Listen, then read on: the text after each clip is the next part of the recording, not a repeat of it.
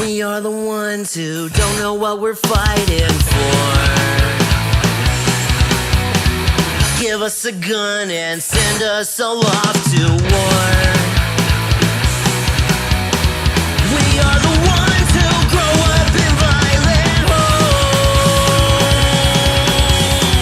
We are the ones who don't know what's right or wrong. I know.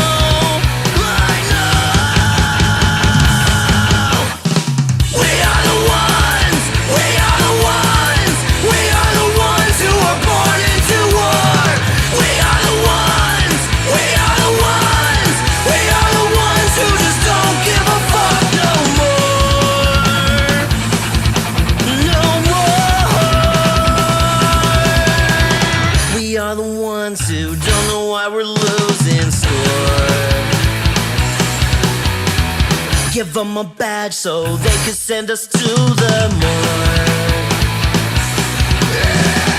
We are the ones who are scared to walk out the door. We are the ones who don't know what we're dying for. I know. We are the ones. We are the ones. We are the ones who are born into war. We are the ones. We are the ones. We are the ones who just don't give a fuck. No. We are the ones. We are the ones. We are the ones who are born into war. We are the ones. We are the ones. We are the ones who just don't give a fuck no more.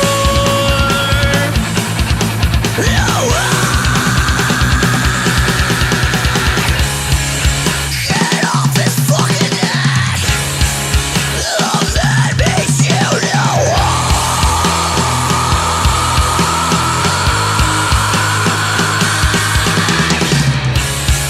he can't fucking breathe! The man makes you know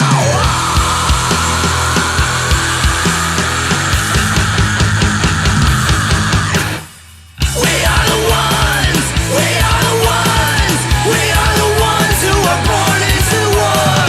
We are the ones. We are the ones. We are the ones who just don't give a fuck. No. We are the ones. We are the ones. We are the ones who are born into war. We are the ones. We are the ones. We are the ones who just don't give a fuck no more. No.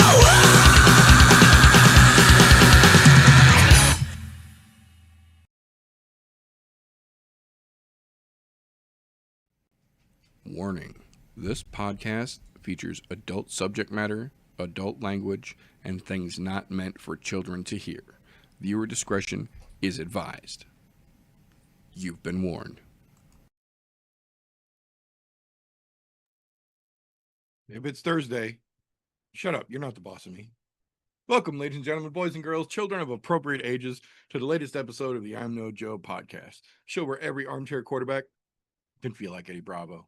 Today, as like most days, I've got a glorious panel here with me to get into all the shit talking and shenanigans, the fight announcements and fuckery that has trickled out the MMA pipeline since we saw you wonderful folks last. Before we get into all that fun and fuckery, though, first and foremost, gentlemen, how you doing over there?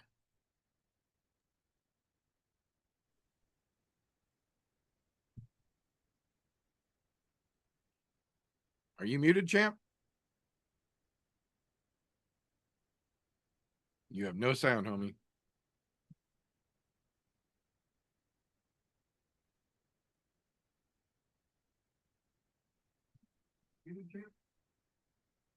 No sound on the broadcast either. No, that's something on your end, dude. Damn, Beavis. Give the guy a week off. Look.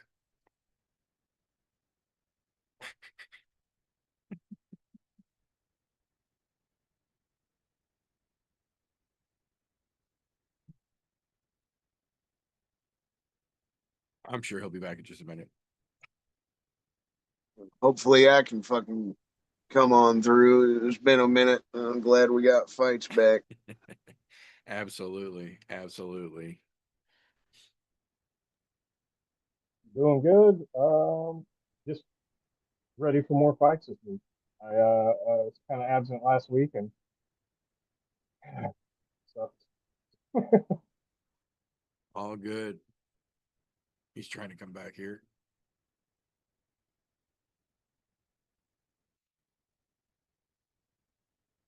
Zoom is not picking up your microphone for some reason.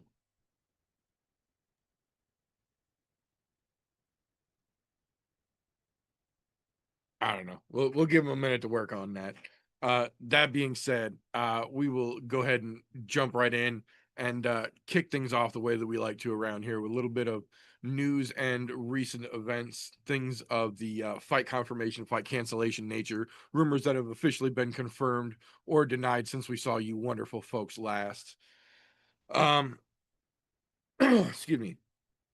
As is more often the case than not lately, we start this week by talking about things that actually happened last week, and in some cases here 2 weeks ago. So week and a half ish ago, we talked about how Gable Stevenson had signed with LFA and will be making his debut in a couple weeks. What we didn't know at that time was that in order to make his LFA debut, he had to pull out of the Craig Jones Invitational Part 2, which he had been booked for, I believe, 7 months for, a week and a half before the event.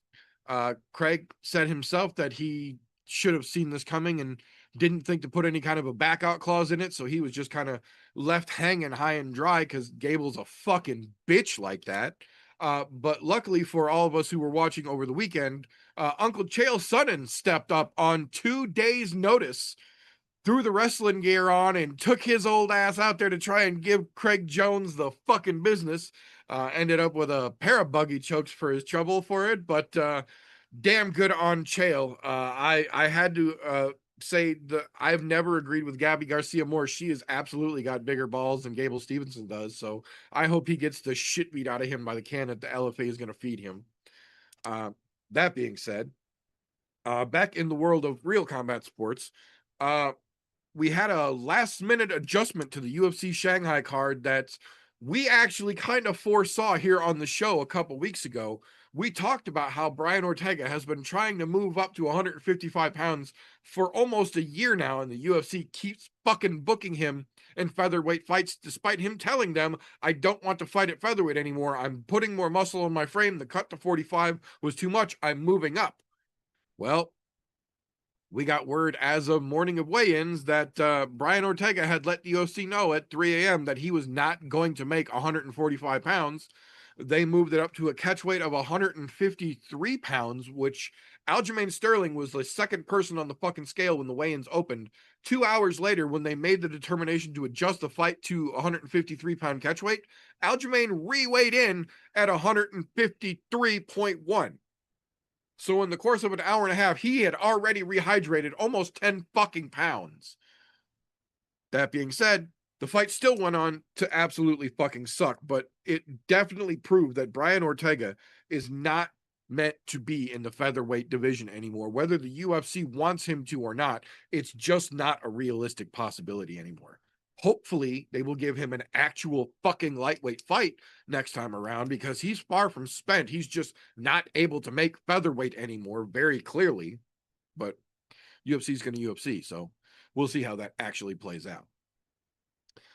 That being said, coming off of a historic and epic fuck up of a weight miss, Brian Battle, 3 days after being released from the UFC, turned around and signed a contract with Dirty Boxing and made his debut last weekend against an absolute fucking can who should have never been in a boxing ring to begin with. I believe he had a record of 4-11 as a pro, and literally got hit twice and fell to the canvas and turtled up.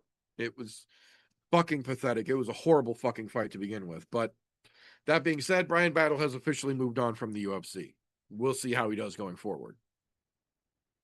Coming up to this weekend, though, we got word this week that Faraz Siam's grandmother has passed away, unfortunately, and he will not be able to make it to the fights this weekend.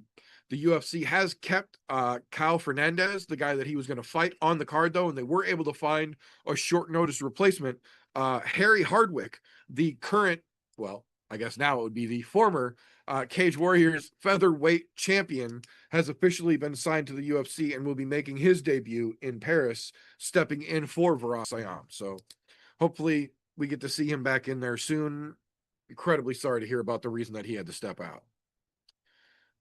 That being said, 2 weeks from now, UFC Noche 3, September 13th, down in Tejas. To the surprise of very few, 2 days after they announced that he was fighting there, he announced that he was not fighting there. Talking about Chiribi himself, Raul Rosas Jr., officially was only on the UFC Noche card for, I believe, 3 calendar days, and then announced that he was injured and was not going to be able to make it to that fight after all.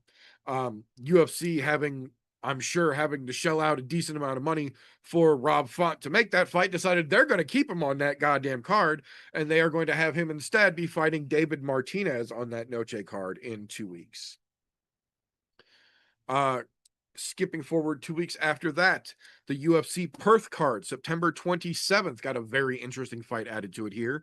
Jake Matthews finally stepping back into action at home, taking on Neil Magny. That's going to be a very interesting bout to see exactly what Magny's got left and see if Jake's actually been working on rounding out his game like he very clearly needs to. The following week after that, October 4th, UFC 320 from the T-Mobile Arena in Las Vegas got an interesting fight added to it yesterday. Youssef Zalal getting back to action here, taking on Josh Emmett. So kind of shows where they think both of those guys are in their career trajectories right now for sure. Emmett is definitely on the downward slide, and they are trying to give Zalal all the push they can give to shoot him up the top of that mountain.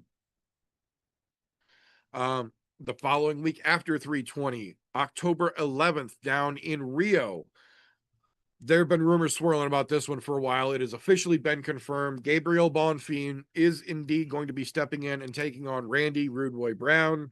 Come on, Rude Boy, do us all a favor and beat that fucking cunt at home. It'll be that much funnier. That being said, a week after that, UFC Vancouver on October 18th got a pair of interesting fights added to it this week. The first one, hometown boy Kyle Propolek will be stepping back in, taking on Drew Dober, which is a very interesting matchup unto itself. And then the other side of things, apparently only competing in Canada these days, Charles Jourdain is finally going to get back into the goddamn octagon, and he's going to be taking on Davey Grant on that Vancouver card as well. So a pair of interesting fights. Both could have some pretty interesting repercussions for the division and the individuals as well. Excuse me. 2 weeks after that, I believe. 3 weeks after that. November 8th, UFC 3, or no, that'll be the Apex card for the 322. November 8th will be, I believe it's going to be UFC Vegas 110. From the Apex, got kind of a sad fight really added to it here. Mayra Buena Silva on a 4-fight skid, now having to fight Jacqueline Cavalcante, who is one of the most journeymen of journeymen in the ladies' side of things over there. That the UFC seems to have worn out the welcome that they had in terms of trying to push Mayra Buena Silva, and they've seen the writing on the wall, and that's just not championship material. They've finally come to terms with that, thankfully. The week after that, though, November 15th, from Madison Square Garden, UFC 322 got a pair of interesting fights added to it here. The first one, nobody asked for. The second one, we've all kind of been waiting for. The first one going down, the rematch that no one wanted to see, but they're going to do it anyway. Aaron Blanchfield versus Tracy Cortez 2 is going to be going down on the prelims of the 322 card. And then the other one that just got officially confirmed yesterday for that 322 card. Rumors have been swirling about this one for about 3 months. Well, it's now finally official. Bo Nickel getting back into action, taking on Rodolfo Vieira, whose sister we just saw kicking ass and taking names at CGI 2 over the course of the weekend. So be interesting to see what he's got to go for with a wrestler like Bo Nickel nowadays. Last fight announcement here. The final UFC card of the year, December 13th, has officially got its main event. Brandon Royval versus Manel Cape Cop, however you want to say his fucking name. He's an asshole and he don't deserve it. But hopefully Royval can give that dude a good raw dog and get him out of everybody's fucking mind for a while so we can be done with that motherfucker. That being said, two more things real quick before I wrap this up. The first one, kind of a weird one. Speaking of journeyman on the lady side of the UFC, Marina Moroz got officially handed down a 1-year suspension from CSAD, the new drug testing organization for the UFC, for not one, but 2 positive tests. The reason they only gave her a year, though, is because she wasn't notified of her first failure until after they had already found the second failure as well. So it was actually on them, not on her. She was continuously still cheating for, I believe, a month and a half during this particular testing window. She tested once in middle of June, and then the second test she failed was in the middle of July, but they hadn't notified her about the June test yet. So the CSAT decided to lump them in together, and instead of giving her 2 years for each, they give her 1 year for both, which I get it, but it's not like they're really taking much away from her to begin with here. A year on the sidelines is generally what Marina Moroz spends in between fights anyway. She'll be re-eligible to fight again come next July, so we'll see. The other one, the last one, kind of the big one that is kind of sliding under the radar this week. Long overdue, but I try to make a point, and I say it every time I get to give this news. I would always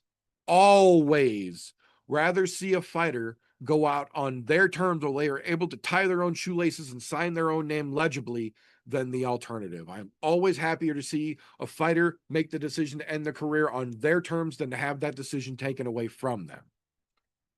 That being said, after getting his laundry folded while he was wearing it over the weekend by Darren Till, Luke Rockhold has officially made a statement this week, and he has decided that the fire just isn't there anymore. He's 40 years old. He cannot continue taking shots to the head.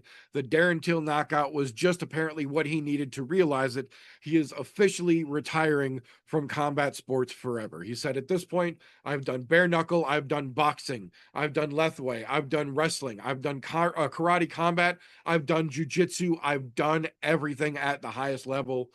It's time to stop getting punched in the head. So I may not be a fan personally, but I would still always rather see a fighter go out on their terms than have that decision taken away from them by the repercussions of their chosen profession. So Can you hear me now? now we can actually hear you. There you go. I don't know what the hell you had going on there, but Zoom was just There doing is you some the sort of giggling. fuckery with the mic. I don't know. Gotcha. Yeah, Luke Rockhold has thankfully and long overdoedly finally decided to put the gloves down and step away from combat sports. And while I might not have liked him as a person or much as a fighter, like I said, I would always rather see a fighter make their own decision of their own cognizance to step away from the game. Now, whether he actually stays retired now, because this will technically be the 3rd time that he's retired in the last 5 years. So whether he actually stays retired this time or not is yet to be seen, but fingers crossed, because after watching him get fucking bent backwards and his knee hung up in the fucking ropes from Darren Till with pillows on his fucking hands, Luke does not need to get punched in the face anymore. That's all there is to it. If he wants to keep doing jiu-jitsu tournaments like Mighty Mouse is doing on his fucking IBJJF World Tour right now, more power to you. Stop getting punched in the head, my dude. That being said, that is all I have got for news this week. Any of you gentlemen have anything that I might have missed?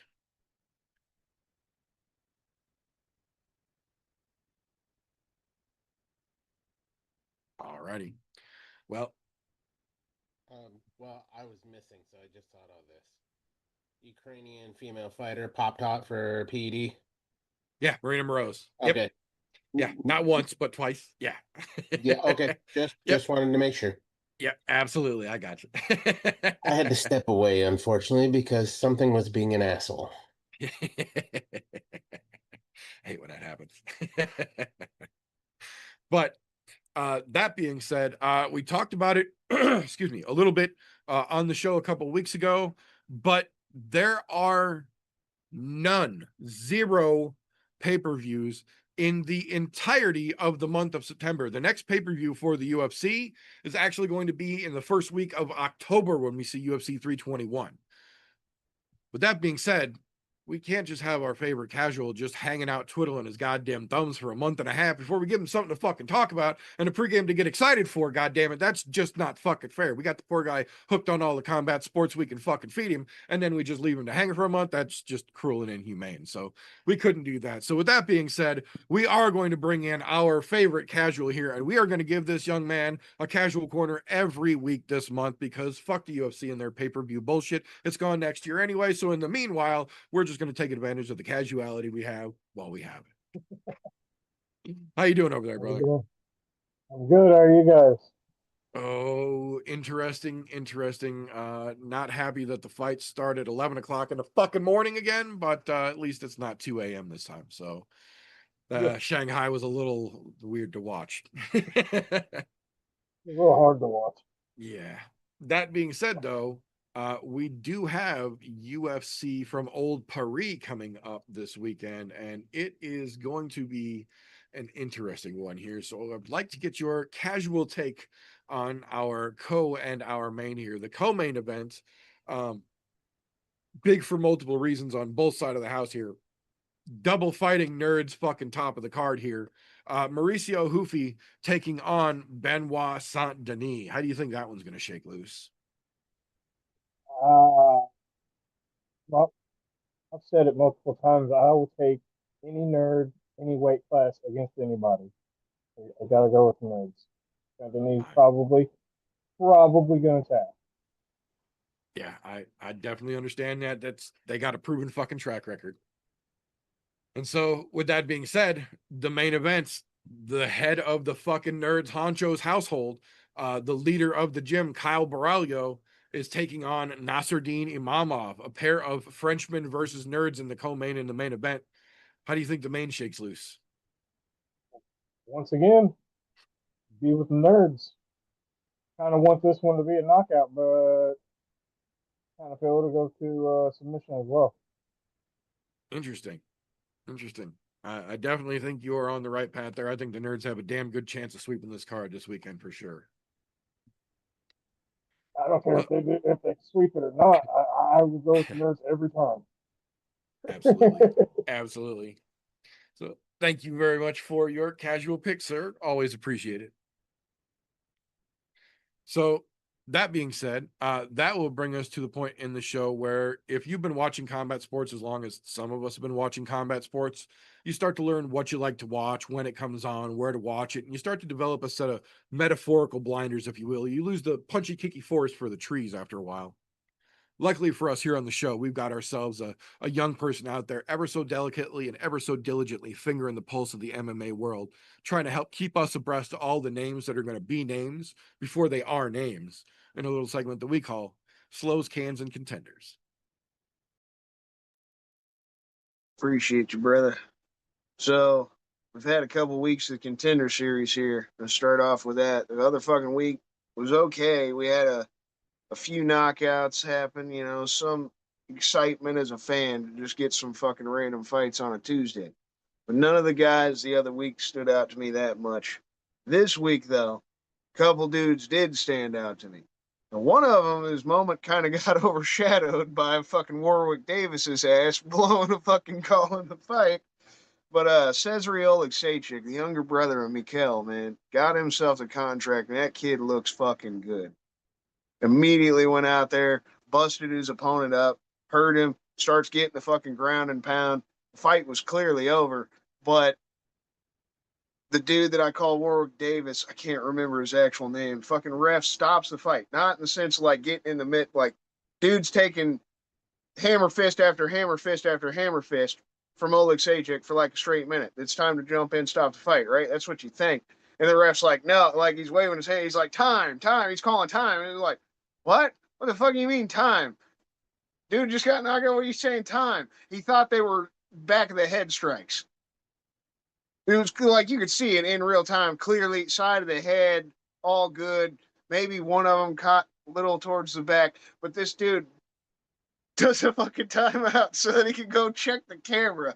As Jason Herzog checked the cameras, it's like, was it to the back of the head? And then no. So then he comes out after the timeout and he's like, oh, the fight's over. So the kid that had been getting his ass beat thinks he's going to get a chance to keep fighting because of him thinking it was illegal shots in the back. It was such a fucking mess. Made everything look like shit for Mikhail's younger brother there, but he looked good. He had a hell of a moment. Fucking ref tried to mess it up, but he earned his contract. Excited to see a pair of brothers in the UFC. I'm actually going to look forward to. Both of them having the knockout power, that Polish power. You know, I'm excited to see how that one works out. And then you had the kid. I'll mention his name, Tommy McMillan. We're going to have a headache with that kid for the next foreseeable future. He's Sean O'Malley's buddy, and he's damn near a clone of O'Malley. He's nowhere as good. He did okay. He showed he's got some dog in the fight he had, but he didn't show anything that earns a contract. He's just Sean O'Malley's buddy. He survived a nasty guillotine, almost ripped his head off while the guy had him locked in the guillotine. He got out of it, though, and dogged out the fight. Wins a unanimous decision, gets the contract because he's Sugar, O'Malley's fucking buddy. And then this is how the kid celebrates. You know, you win like what, $5,000 at the most on the Contender Series from what we've heard. Then those kids, the contract they're signing is a 10-10 or a 12-12 base level contract. This kid goes out, fucking grabs up like 10 damn hookers out there in Vegas and goes partying like he just fucking won the $1 million. Total Sean O'Malley fucking copycat. So throwing him out there because he earned a contract, but one of those undeserving. It's just going to be a headache come the future. But the end of the night, the main event, Jean-Paul the Boisiani, the fucking Italian himself, man, coming straight from New York. Fucking hell, the kid's a grappler. We're going into this fucking main event. He's being touted as an amazing grappler, a fucking black belt. He's got 8 submissions out of his 10 finishes. And he goes out in the first minute, knocks the fucking kid. He throws a nice little head kick, pops the kid while he's fucking shaking on his skates after the head kick. Looked great. I'm excited to see what that kid. And then he also trains with fucking Aljo, Marab, Ray Longo, Sarah. You know, he's from that fucking area up there in the Jersey area. So I'm excited to see what that kid does. So those were the standouts. And then obviously the Tommy McMillan kid. He's going to be a future headache, like I mentioned. So getting on to this weekend, I'll throw the card in the can because I'm pissed off the past couple fights that we've actually had. They're fucking us on this time. Yeah, another early day of fights, nowhere as bad as the China card. But can we get some normal fucking fight times back? I feel like we've maybe a whole handful of times in this whole year actually had normal start time with fights instead of an early fucking start time. And it's bumming me out because we already know next year's going to go to shit even more with it than fucking signing to Paramount. You're going to have cards, fucking main cards starting at like 4 or 5 in the afternoon because they're trying to put it on CBS. It's rough shit. But there's quite a bit of trash you could throw on here. Singularly, Sean O'Bannon, Reese McKee, you throw both of them in the trash this weekend. Fights as a whole, the Omar Sy and Brinson Ribeiro fight, I'm not looking forward to that. I was high on the Umar Sy kid when he first came in the UFC. His last couple fights have been a fucking shit show. That was one of the worst fights that we have seen out of this entire year, him fighting Alonzo Minifield earlier this year. The kid doesn't have fire. He doesn't try to finish a fight. I'm not interested in that one whatsoever. Then you have the Brad Tavares and Robert Brishik fight. The Brishik guy, 35 years old, losing the debut to Ihor Potieria. Brad Tavares, been washed. They just want to fucking give this guy the record for whatever reason. Good on you. You'll have the most middleweight wins in the UFC. Doesn't mean jack shit because you've been one of the biggest back and forth fighters your entire career. I don't even know if he's touched top 15, like his whole career, really. Like he maybe fought a ranked dude, but he's not actually won those fights to become a ranked fighter. Just another one of those shit fights not looking forward to. And Pitbull, I would throw him in the can too because he's already proven he can't hang with the top level guys in the UFC. He's had 2 fights now. Neither one of them the most entertaining. He barely squeaked a win out against Dan Ige. So it makes sense that they're throwing him a fucking kid making his debut, that they really want to try to put some weight behind in Losine Kita, and I'm excited to see how that kid does. Needs some more Belgium stars. That kid definitely interests me. I think he's got some serious potential. So swing that around to my contenders. Losine Kita, one of my contenders to look forward to this weekend. I would like to see something out of Ante Delija. I can't full. He's on the contender. I just want some excitement in the heavyweight division. We need that shit. But this is two middle-aged fat dudes that are going to be fighting each other. And that's what the heavyweight division just is. I'm not thrilled about this fight, but hopefully Delija, the fact that he has a first round knockout over Hernan Ferreira and some other guys in the PFL, he has ability. He is Tommy's buddy. He trains with Tom and his dad. This guy could do something, especially when the level of competition in UFC is what it is. So we're hoping he leans towards a contender. Another contender for sure is Paul Craig. Few fight losing streak at this point. Dude's always been fun. He's amazing with the jiu-jitsu. He's gotten better with the striking over the years, even though it's still not a strong suit for him. He's tough. You want to see him fucking come back and get the win. Modestus Bukauskas is on the win streak, but definitely a doable fucking situation here. Maybe we see Paul Craig get the bounce back. And then the last contender situation is just a fight, because I don't see this fight being entertaining, but I guess it could be, because Nasruddin Imavov has had some decent moments, finishing Jared Cannonier, knocking out Izzy at the start of this year. But Cal Barajo puts us through boring decision after boring decision. So this isn't on the fence fight as a whole. Obviously, I think it's also on the fence because either one of them win, even if either one of them wins in spectacular fashion. I don't think they're the next in line. I definitely feel like that fight later this year between DeRitter and Fluffy Hernandez, they got a better shot at Hamzat than either one of these guys, whether they are exciting this weekend or not. So we'll throw all that shit on the fence. The other contenders, I am truly looking forward to this weekend, other than Losine Kita. I am interested in the young kid, Robert Ruchala, coming from KSW, 27-year-old, only one loss in his career. He's got some finishing ability, and I think William Gomi getting re-signed by the UFC is extremely questionable. Kid has had a handful of fights, won every one of them by decision, missed weight, been a bit of a headache, slight diva, tried to ask for more money, probably caved once they didn't give it to him, and that's why he re-signed with the UFC. But I'm excited to see what this kid coming from KSW does in his debut. The Viking, Andreas Gustafsson, I'm excited to see what he does in his next fight. And they're throwing him a little bit of a challenge here right off the bat. He was exciting in his debut, so they're like, yeah, we'll throw you this guy that hasn't fucking lost in like 21 fights. Renat Fekretdinov. It's another one of those Russians, superior grappler, but the dude's not going to finish a fight. He's not going to make a fight exciting. So hopefully the Viking does. We'll see how good he really is getting that first little test.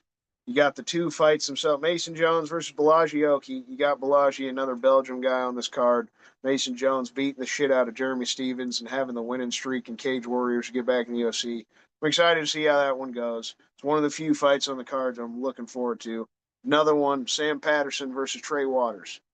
Those two young kids I've talked about for the past couple of years. I think both of them have potential to do something, but Sam is on that bigger winning streak. He's had the bigger moments as of late.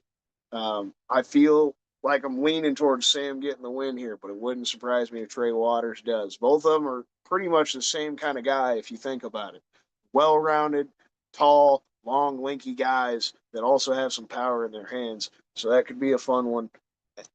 The biggest thing that is fun this weekend, the biggest contender fight, is the co-main event. Benoit Saint Denis versus Mauricio Rufy. Rufy is the sheer contender for me because I don't see any way in hell how he's not smoking Benoit and just continuing to move on. What we've seen from this kid, it is insane the level of striking he has, the speed that he has, the power that he has, the style, everything. It is crazy. Out of all the fighting nerds, he is definitely the one that puts fear in my bones the most, and also excitement in my loins. I cannot wait to see that fight. And it'll be fun as hell if Benoit does what he did in his last fight. But that was a kid making his debut from Canada on short notice, and he had to dog that fight out to get the win. Benoit's looked rough as of late, getting knocked out a couple of times to Poirier and Moicano, and then having a dog out against a dude making his debut. Rough looks. I feel like he's going to get ran through like a fucking freight train this weekend, but Benoit has shown he's got toughness. He can finish fights too. The dude was, what, a special fucking operative for the French military, so we'll see. It's going to be the best fight on the card, whether it lasts 15 seconds or the whole 15 minutes. But I'm sure you boys will agree with most of it. There's a good bit of shit on this card, a few shining lights. Hopefully, those shining lights actually come through with us.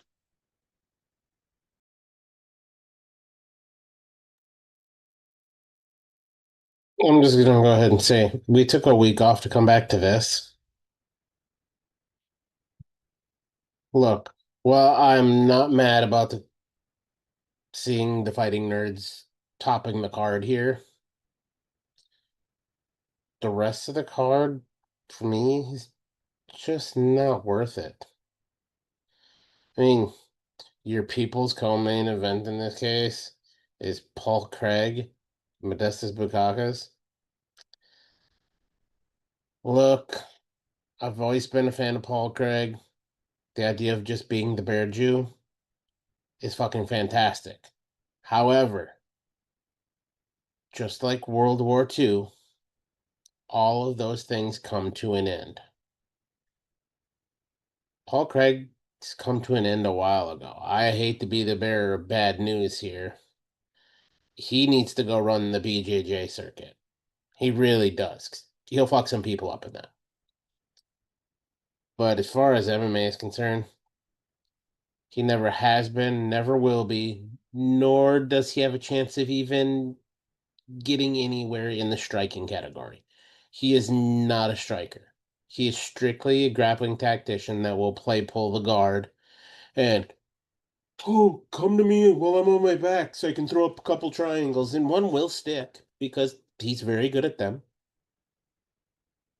But he gets knocked out very easy. He's turning into Glass Joe. Period.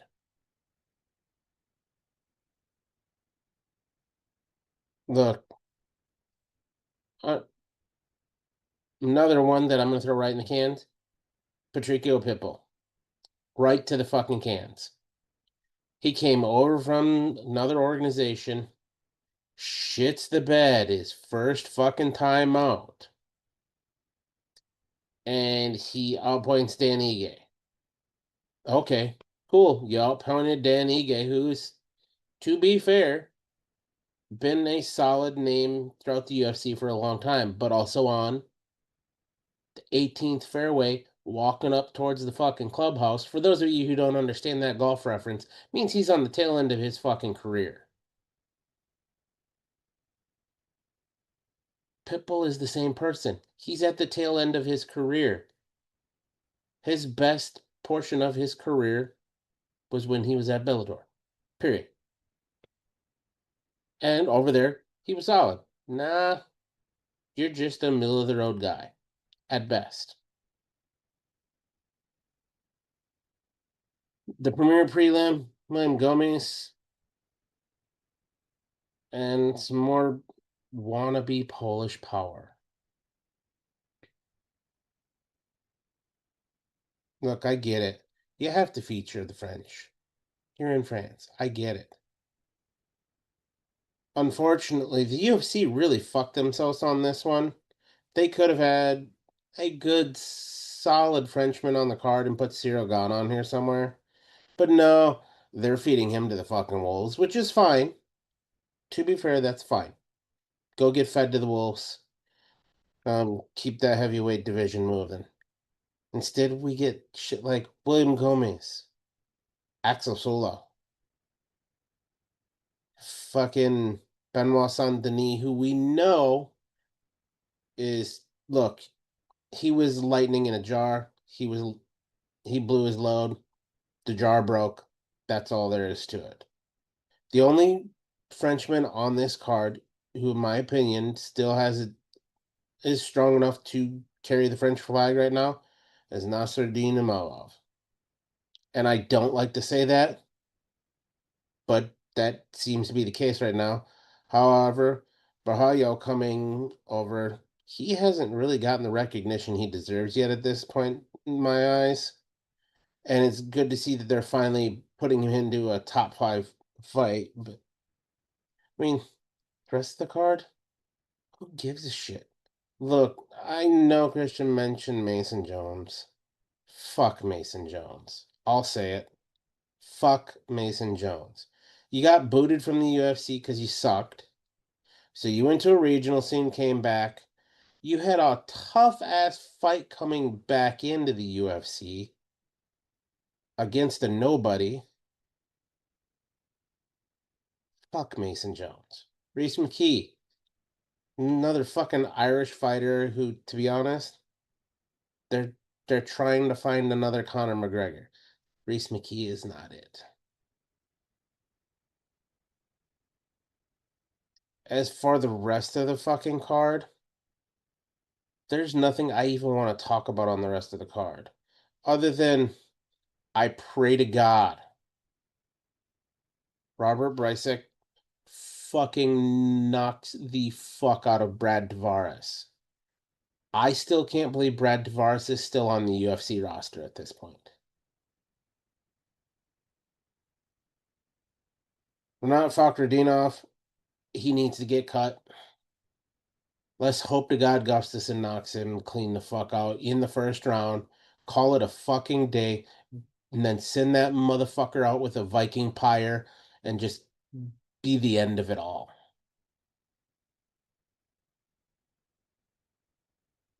And why? Why is Sam Hughes and Sean O'Bannon on this? This is like a you know what they need to start doing? Contender series premier fights. I'll say it. That's where you put 2 UFC fighters, air quotes for those of you who are just listening, like Sean O'Bannon versus Sam Hughes as the main event in the Contender series. Fight to keep your UFC card. They literally just did that 2 weeks ago with the Shanghai card. Shanghai card was on Saturday. The road to UFC finals were on Friday, and they moved the Eduarda Mara versus Shiling fight from this next weekend's card to the main event, quote unquote, for those just listening, of the road to the UFC card. This fight could have done the exact same thing on a Contender Series card. I absolutely agree. I'm just saying, there's some of these fights that we don't care about. And look, I get it. You made umpteen millions of dollars switching over to this no pay-per-view model. Again, pay-per-view, no pay-per-view in air quotes for those of you listening, because that's still on the fucking table. Know that it's still on the table. I don't give a fuck what he says, is he's going to come up with some craziness to make it worth a while. But at this point, that is the biggest set of cans I've seen since Debbie Does Dallas.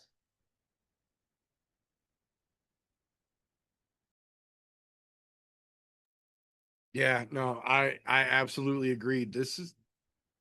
I looked just to make sure. I had to double check real quick. This is the only other card besides Kansas City this year that has only had 4 quote unquote locals or people with ties to the locale where the fight's going to be on the card. And that's generally one of the few things the UFC consistently does good when they leave the Apex. Generally speaking, they involve a lot of people who either are from or have ties to the place that they go when they get the fuck out of the Apex. With the exception of apparently Kansas City, Missouri, and Paris, France. We've got a very, very rough card. This is essentially a month of hangovers, and this is a lot of contractual obligation fights stuck on these hangover cards. I guess everybody seems to have forgotten. I did not. Renat, fuck right on off, faked his goddamn pro record when he got to the UFC. They busted him for it the week of his first fight. He faked something like 17 of his 20 fucking fights he had on his record before he got to the UFC. He literally lied on his fucking resume and got caught, and they let him keep the goddamn job. I don't know why they think a Russian dude with a fake resume is a great placement against a Swedish dude on a French card. But UFC is going to UFC, and they're UFCing real fucking hard here. There are a couple of interesting matchups. The Sam Patterson Trey Waters is definitely an interesting one. Kyle Fernandez versus Harry Hardwick. Both of those gentlemen now having taken a new fight on short notice. I'm always curious how the short notice fights play out.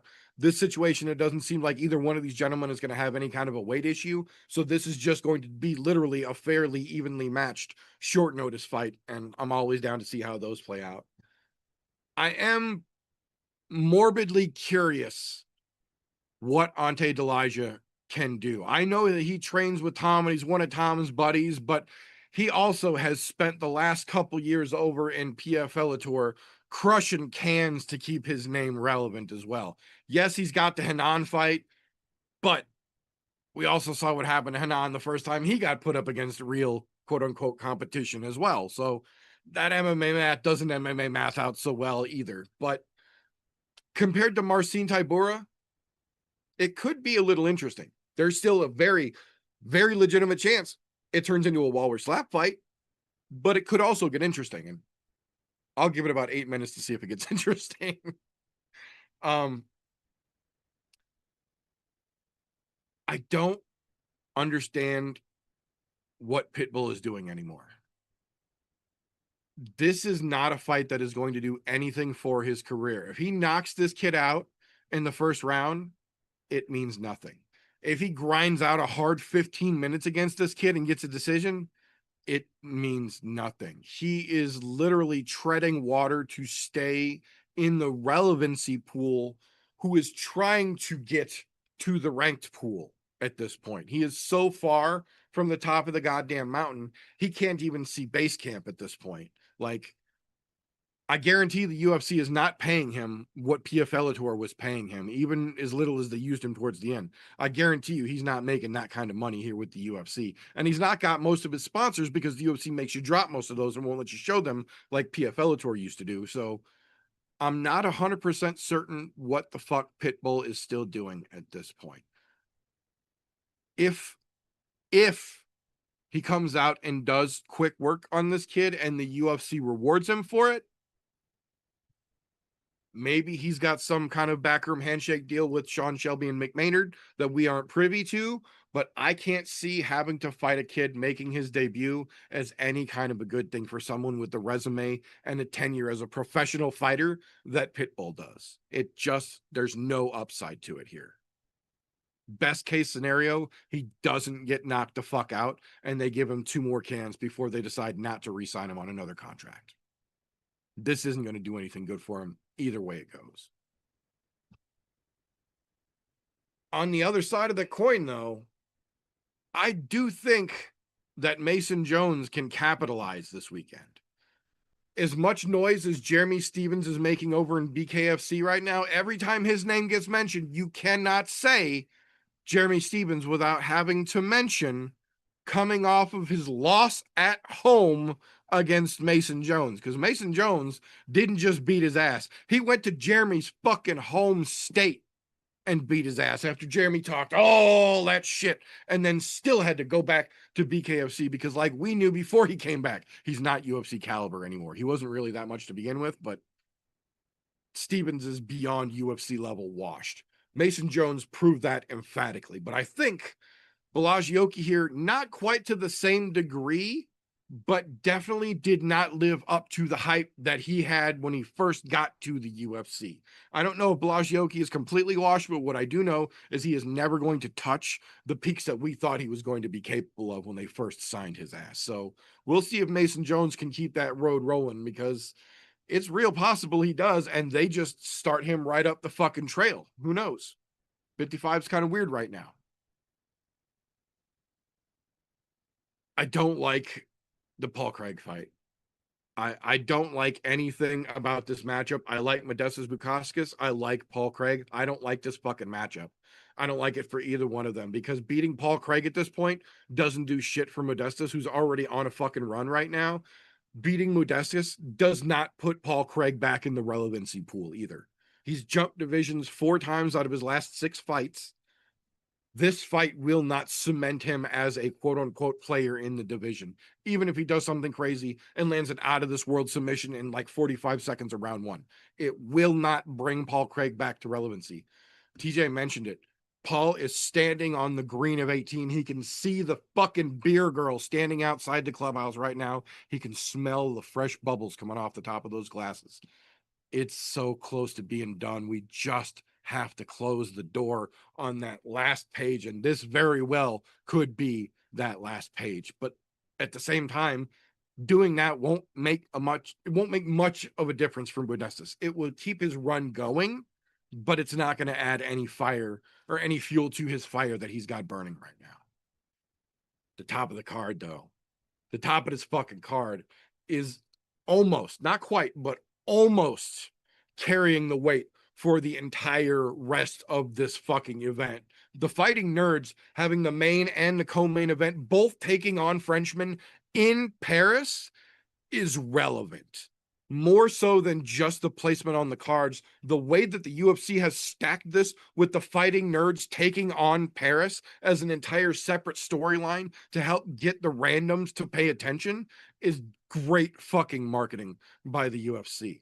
The thing that they don't tell you is what TJ mentioned. Mauricio Rufy is a striker. Benoit Saint-Denis is a gritty in-your-face motherfucker. But Cabarallo and Nasruddin Imavov both have a tendency more often than not to be decision merchants. There's a very good chance we see a fucking crazy knockout in the co-main event and then genuinely have to yawn for 25 fucking minutes to end the day, because there's a genuine chance Hoofy could knock BSD the fuck out in the first round. I'm kind of banking on it. I don't think they're going to see a second round. Hoofy has got what it fucking takes right now, and BSD has just been knocked out too many times. We talk about it all the time. The chin doesn't come back. I think Hoofy's got that one in the bag. It's just a matter of how and when. The main event is what it worries me. It genuinely worries me. The fact that the card is going to be on this early means there will generally be more people paying attention to this main event than do most non-pay-per-view main events in the UFC. And there's a genuine chance that this is going to be 25 minutes of what the fuck are we doing here? Like, I get that Imavov put the fucking wood to Izzy, and he absolutely did. I'm not trying to downplay that at all. I'm not trying to downplay what Borralho is capable of. But in this situation with these type of a stylistic matchup, more often than not, we see a decision rather than a finish. Co-main event is not the same kind of a style matchup. I don't think we've got to worry about that. But this main event could genuinely be 25 frustrating minutes as a fan. I hope it's not. I think it might be, though.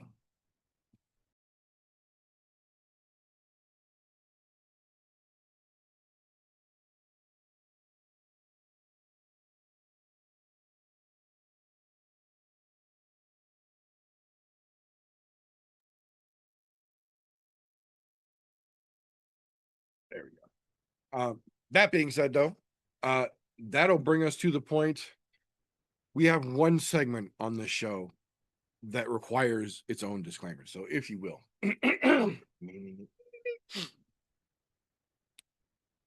Tapology.com does not in any way, shape, or form support, sponsor, or endorse the I'm No Joe podcast. Yet. That being said, they do let you go onto their site, make a free account, and make fantasy style MMA picks like we do here on the show. They even let you make groups there. So we made one. We call it I'm No Bookie, all one word, or group 965, however you need to find it. The group is open to the public. You are welcome and encouraged. Make yourself a free account, join the group, and let us know who the hell you are so we can hold your picks accountable with our picks in the segment that we call Tapology with TJ. And we're back after little extra week break there. Thank God. Not gonna lie, I needed it, and I think so did everybody else. All right. To start off with here, we're gonna hop right back into last week's odds for the Fight Night Walker and Zhang. And I say fight night very loosely. It was fight morning for a lot of people in the US, or early fight morning, aka I'm not gonna lie, I didn't watch one of those fucking fights. I slept through every goddamn one of them, and it was glorious. Because, well, I'm not that kind of person to stay up until 2 o'clock in the morning Central Time just for fights to start, not be done till 10 a.m. Wasting my whole fucking day. No, thank you. But to everybody's credit in the group, everybody was 7 or better on the fucking card. Which out of the 12 fights that were there, that means everyone was north of 500. The group did fantastic. Meter this week took home the top prize, 9 and 12, 640 points. Oh, coming in with 7 picks at the bottom, and like I said, I'm gonna say lightly stomped on the nuts because we're north of 500. 7 is a very respectable number out of 12. Vinny taking home that bottom prize of 455 points. Look, those two different sets of points there is almost 200 points in difference.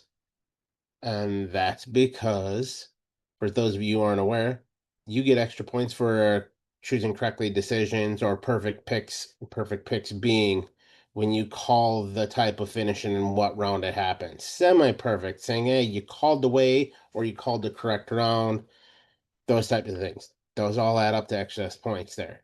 So, that being said, we are now, what are we, week 2 into the, or no, this was the first week. What am I talking about? We're the first week into this, and we have 7 more cards to go, ending Saturday, October 25th, which is great because if it ended like November 1st, I don't know that I would be doing so well because November 1st, I'm going to be a little hung, not going to lie. So we have plenty of time right now as far as the group is concerned for our fall Grand Prix here. Of course, Meter gets first place first week. Got it locked down at 640. Yeah, Christian sitting there at 555 in the second place. Donna at 550. Myself at 500. And with an equal score to myself, Don River Tour is at 500 as well for the Grand Prix. So tight. And then Vinny with his 7 of them correct. He's sitting at 455 at this point because it is so early. I will say it. Hats off to Meter. He's got the lead for now. If you want to hold that lead, you got to hold it together for 7 fucking weeks. 7 fucking weeks is a long time to be able to call all the picks right. And good luck to everybody on that one. Now, with all that being said, we'll come back next week to cover those. In the meantime, though, we're gonna hop into the UFC Fight Night. Fight midday is what I'll call it, being as they start at 11 a.m. Central Time, and I think the main card starts at like 2, which is fucking crazy because there's what 6 or 8 fights on the prelims. It's something fucking wild. But anyhow, for the most part here, we're gonna stick with BetMGM because they seem to have their shit back together, and I like it. And to be honest, they don't stray too far from everyone else. For the most part, though, a lot of coin flips. There are a few wider odds on the card, so I'll cover those briefly. One of them being the card that I said should be a main event on a Contender Series night, which would be Sam Hughes and Shauna Bannon. Shauna Bannon getting the plus 275 underdog. Sam Hughes coming in as a minus 350. Little wild that it's that odd considering, well, to be honest, my opinion, they both fucking suck. But hey, I'm not the one who makes the odds here. I'm also going to cover this one because, like I said, there's not very many of these here. William Gomez, Robert Richala. Richala coming in as a plus 220 underdog over the Frenchman being the minus 275 favorite. So the Frenchman got home field advantage. That's what I'll call that. Otherwise, why else would they be giving him those odds? Because to be honest, I don't think he's that good. But that's just me. Another fight that I called out earlier, Modestas Bukakas and Paul Craig. Like I said, Paul Craig is walking towards the fucking clubhouse after shooting 12 over par on the back nine. Because that's how the last portion of his career has been. It's been fucking horrible. Oh, but he's coming in as a plus 300 underdog. Modestas Bukakas, a minus 375 favorite. That fucking adds up. There's nothing more to say than that adds up. But not to be outdone, the widest odds on the card, because like I said, a lot of them are coin flips, is Brendan Ribeiro, MRC. They got C coming in as a, or side. I don't fucking, it doesn't matter to me. Minus 500 on the Omar side, and Brendanson as a plus 375 underdog. Widest odds on the card. Not crazy wide like we've seen on other cards, but it's something. If you're a betting person, you want to bet the underdog, feel free. Although I think you'd be better off betting Sean O'Bannon as an underdog, because at least I think those odds should be a little closer than what they actually are. Anyhow, that being said, we'll do the same thing we do every week. We'll cover the co-main. Benoit Saint-Denis and Mauricio Rufy. We've got Rufy coming in as a minus 175 favorite over a plus 145 in Benoit Saint-Denis. I think those odds are a little closer than they should be. My only thought on why they're that close is that they're saying, hey, this is Rufy's first crack at getting into a ranked opponent. Because Benoit is ranked currently. I think he's like 13th, 14th, something like that. But still, it's his first shot at cracking into the rankings. So I can see where they can go, hey, the bright lights, you're co-main eventing, that kind of thing. Here's my favorite one of them all. The main event, Nasruddin Imavov and Chao Braulio. Braulio coming in as a minus 135 favorite over a plus 110 in Nasruddin Imavov. I'm wondering, look, I like Braulio. I don't mind Imavov, but I think, in my own personal opinion, I think those should be flipped the other way around. I mean, to be fair, Imavov did take out a former champion in very dominant fashion with a knockout. Mahoyo, he hasn't seen those waters yet. I think that hype train is pretty fucking real for him, but he is also just a decision machine lately. Not like some of those other guys from the Fighting Nerds who are absolute fucking killers. But it's coin flip for a reason, but I think the minus should be on the other side of it. And Bahalio should be coming in as a slight underdog. When I say very slight, I mean like the 110s, 130s. But then again, I'm not the bookie. Now, with all of that being stated here, if you're going to bet, don't bet the fucking house. Bet responsibly. I'm not telling you to bet. If you bet irresponsibly and win really fucking big, feel free to go down below. Patreon. Join us over on Patreon. Who knows? If you pay enough, maybe it'll actually get my light bills around here paid, and you guys actually might get a full lighting here, not just the light from my monitor. Because the second I change screens, it's dark again. I'm just saying. We could use the help. But also, because some of you can't bet because you're poor, broke, or cheap, I know you like free shit. Tapology is free. Make an account over there. Come join us. Group 965. I'm no bookie. However you got to find it, we'll get you in. But it's absolutely free. We know you like free stuff. Otherwise, you wouldn't be watching or listening without being a member of the Patreon. Take your free stuff where you can get it. Come over and join us. Have a little fun. Let us know who you are. You'll get an attaboy when you do good. And I'll tell you when you step on your dick or try to cut off your labia, whatever the case may be. Doesn't matter. I don't care. Male, female, indifferent. If you want to be a fish, I'll say something about you laying fish eggs. I don't care. Or congratulate you in your native tongue. Either way, come join us. It's a good time. That's what we're here for. A good time, not a long time. Damn right. Thank you very much, sir. Always appreciated. And with that being said, that is going to be the end of what we have got for this particular episode here. But that is not the end of the fun, because before we wrap things, or excuse me, after we wrap things up around here, before tomorrow gets here, because it's stupid early when they do this shit.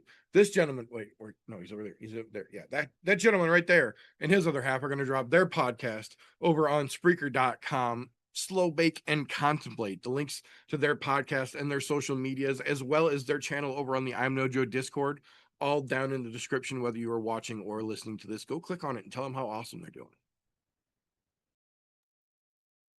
Appreciate you, brother. The fun never fucking stops, man. If you don't know already, Brother Golf T Vapes also has his own fucking channel on YouTube. And he has his own show every Wednesday night around 9. You tune into the Foggy Fairway on Golf T Vapes YouTube channel. Show the brother some fucking love. If you're into the vapes, you want to learn some new recipes and mixes, hop on in Wednesday nights, learn some new shit. Yeah, all of his stuff should be in the description as well. Go ahead and show the brother some love. Thank you, sir. Oh, there's a caveat to that previous statement he just made. I've decided that I am taking the rest of this month and probably most of next month off. Because, well, getting towards the end of my season, and, well, Halloween's coming. I've got Halloween shit to do. It's spooky season, you motherfuckers. Guess what? I have some new stuff to put out, and, well, the show gets bigger. I need more time. And to be honest, I just don't feel like doing shows right now. I'll be 100% honest with everybody. But yeah, we will be back at some point. Now, in the meantime, since I'm not going to have shows on Wednesdays, the meter does many things. In fact, he does way more than just I'm No Joe. So if you go down below, Linktree / the meter does many things, or Linktree / I'm No Joe, that will take you to each and every one of the many things the meter does do to fill in those voids of time where I'm unavailable. Maybe Slow Bake and Contemplate doesn't have a new fucking podcast out that's ready to go, and you just need some other things to fill in your time. The meter has you covered. Go in there. Go back. There's a whole backlog of things that you can go check out. Take your time. Enjoy it. It'll be worth your time. Little birdie told me. Thank you very much, sir. Much appreciated. Yeah, the other channel is popping. Whether there's UFC or not, there is always something going over on the other channel. So if you enjoy the Devil's Lettuce, definitely go check out the other channel as well. That being said, if you are new to the channel, first and foremost, thank you for popping in. Thank you even more for sticking around to this point in the show. We try and do this show pretty much every Thursday when there are fights to talk about. We go live at youtube.com/@I'mNoJoe and dual streamed as well over at twitch.tv/I'mNoJoe. If you can't catch us live, don't worry. We leave the replays up as well, so you can catch that for free at your convenience. If you missed the replay live intentionally, don't worry. We also own mirrors. And for that exact reason, the week after we go live, we put the all audio version up over on anchor.fm/I'mNoJoe. Get it to your podcast consumption platform of choice: Google, Spotify, Apple Podcasts, whatever you use. It's there and it's free there as well. If you do like what we get up to around here, please make sure you've got your notifications turned on. You're subscribed. Give us a like if you really like what we get up to around here. It really does make a difference. If you really want to help make a difference around here, the best way to do that, patreon.com/I'mNoJoe. For as little as $1 a month, as much as you are comfortable giving, you help us do what we do around here. And in exchange for your generosity, first and foremost, we put your name on the end of every broadcast on this channel to let everyone know how fucking awesome you are helping us do what we do. Furthermore, though, as a patron of any level on our group. You get unrestricted access to the behind the scenes, the unaired and the unairable content, all the shit that got us kicked off of OnlyFans. It's all up there. We're actually working on shooting new Patreon only content right fucking now. There are new Patreon only things in the works as we speak. So if you like the kind of crazy shit we get up to around here, definitely keep an eye over there as well. But that being said, that is about all we have got for this particular episode. So until next time, boys and girls, don't let ignorance stop you. You can root for anything.